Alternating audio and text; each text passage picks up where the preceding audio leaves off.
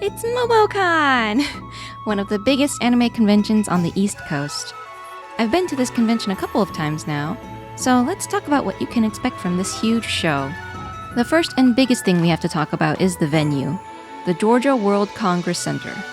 This venue is massive. Seated in Atlanta, it is the fourth largest convention center in the United States and covers 4 million square feet. That's roughly 69 football fields. Now imagine you're one solo artist at this gargantuan venue. Option 1, you get a rideshare to drop you off here at the front entrance, or you drive yourself and find parking at one of the decks by the front entrance. Well, you've still got quite the odyssey ahead of you.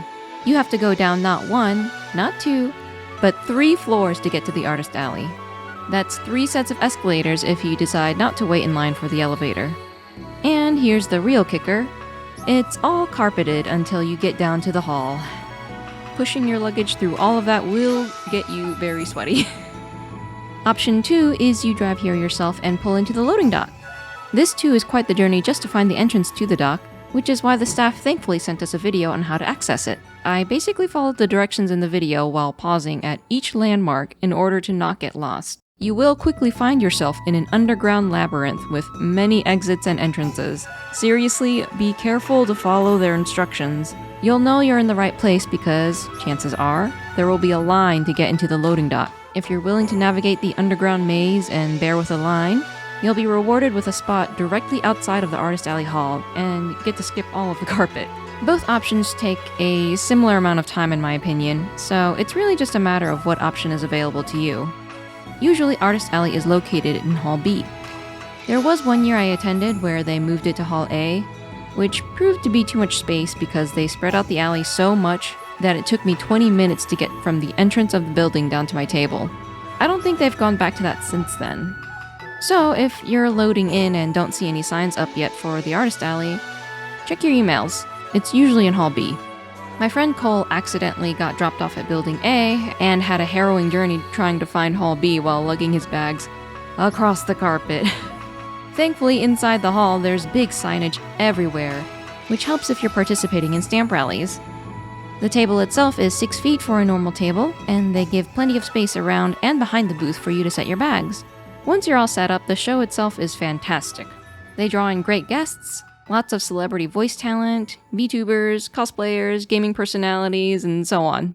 They've got big fighting game tournaments, wrestling, weightlifting, and cool music concerts.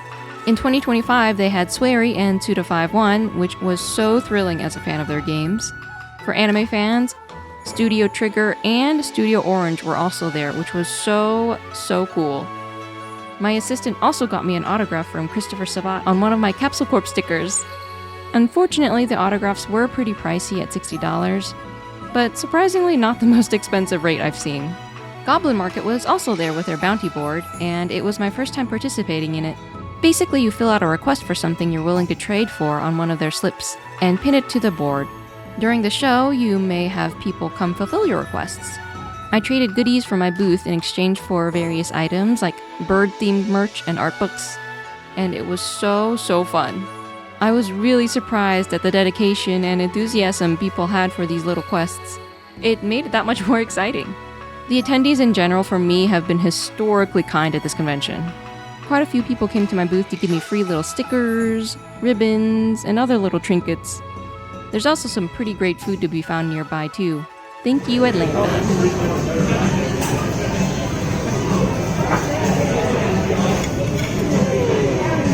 While we were packing up, there was this vendor who was giving away some free mystery Funko Pops. So,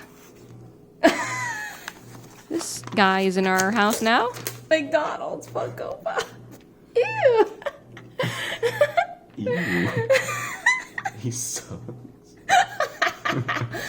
I feel like we've been cursed. Oh my god, he's It was awful. a very nice gesture or a very mean one, depending on your interpretation. They're all bad.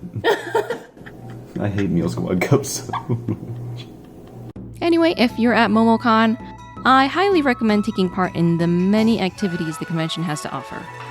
Loading out of the venue is an interesting venture. When we were in Hall A, we found a back exit past the arcade that led to a parking lot where we could get picked up by a rideshare. The trade-off being that we had to roll all of our bags by hand all the way there. When we were in Hall B, I tried out the loading dock again for a loadout, and the line spilled out in all directions in the streets. There was so much traffic, and the line was so long that it took me an hour just to get to the dock.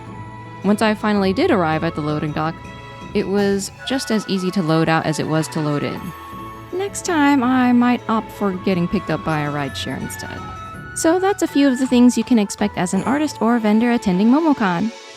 I highly recommend this convention. The sales were great and more than make up for most troubles that you might come across from navigating the venue. If you're a prospective attendee, this is a great convention if you're looking for an event with a huge draw and plenty to do. I spoke to many people who fly in specifically for this convention every year. If you have any questions, thoughts, or experiences you'd like to share, please feel free to leave them in the comments below. Thanks for watching, stay safe, and I'll see you in my next upload.